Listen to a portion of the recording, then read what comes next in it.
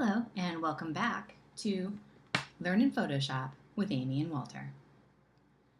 In the last video, we made a selection, so I thought we should continue exploring the different kinds of selection tools in this video. So I'm in Bridge, and I have it set for Essentials, and I can see all of my images, and a preview, metadata, and I can also sort them according to filters. If I only want to see the JPEGs, or if I only want to see the Photoshop documents. In this case, I'm going to open up an image that I think will work good for selections. Let's get to this image here. From Bridge, you can double click to open it directly into Photoshop. The image opens with a locked background layer, and because I like to make sure that I don't do anything destructive to this layer, I'm going to duplicate the layer by dragging it down to the New Item button on the bottom of the layer panel. If you open up Photoshop and your layer panel isn't there, you can go to Window and make sure, say I want my history panel is not showing in this case, it's collapsed, and I want my history panel to show. I don't necessarily need color or swatches, so I'm going to use this little pull-down menu to close the tab group. And for me, these three tabs are perfect. History panel, Adjustment panel, and Layers panel. If you go to Window, Workspace, you can save this workspace. I'm going to save it as Amy. Hit Save, and you'll see that this little pull-down menu here has some presets and Amy, which works perfectly. So if I wanted to use the 3D setup, I could, photography, or Amy. All right, so let's go over to our toolbar and review some of our selection tools. We've already gone through how to use the Quick Select. To review, let's hit Command+ and zoom in. If I wanted to select Walter, I simply drag across the shape with the Quick Select.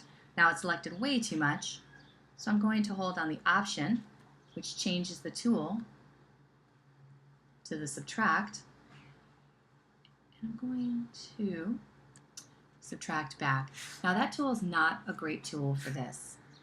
Try making a smaller selection. That's not so bad. Hold on the Shift to add to it, and the Option to subtract from it. So we have a pretty good selection, but I just want the head. I don't want this additional pillow. When you have a selection, you can enter Quick Mask by hitting Q. And anything that is red is hidden, and anything that is not is part of the active selection. You'll see that in your layer panel, the layer becomes grayed out, meaning you are in Quick Mask. In Quick Mask, you can use the brush. I'm going to make the brush a little larger. Make the foreground and background black and white. If they weren't already, you can do that by hitting D, shortcut D, makes it black and white. And let's zoom in. Hold this space bar down to change the tool temporarily to the hand. And then we are going to paint in the selection. With black in the foreground, it allows me to paint over parts of the original selection that I don't want in my final selection. Now, if Walter barks or something, it throws me off, and I do something like that, I can go over here and toggle and put the white into the foreground.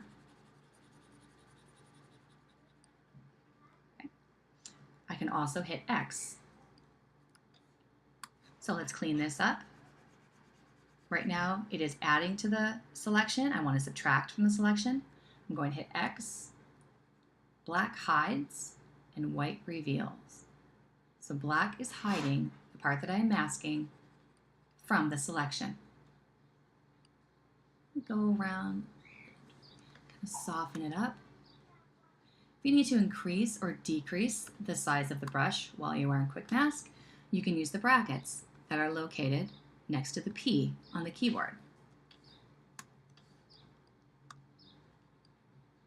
That looks pretty good. If I accidentally went in there, hit X to put white into the foreground, and simply brush that out. Once you've got a selection that looks pretty good, you hit Q to exit, and you have this refined selection. So for Quick Mask, Q in, Q out. And Quick Mask is a temporary mask.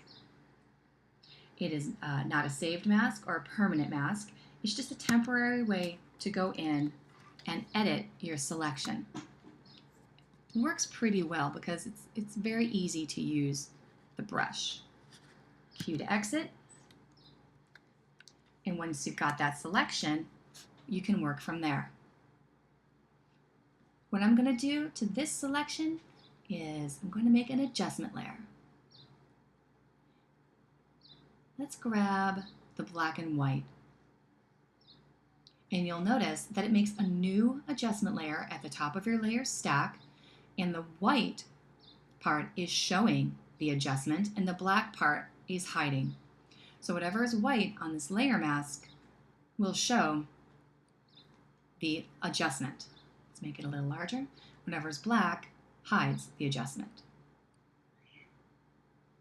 And adjustment layers is a great way to work in a non-destructive workflow, allowing you to change your mind and also use the brush to go back in and edit the layer mask.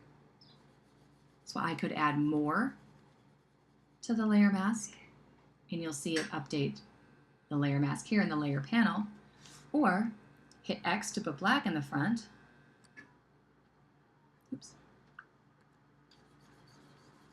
I could subtract.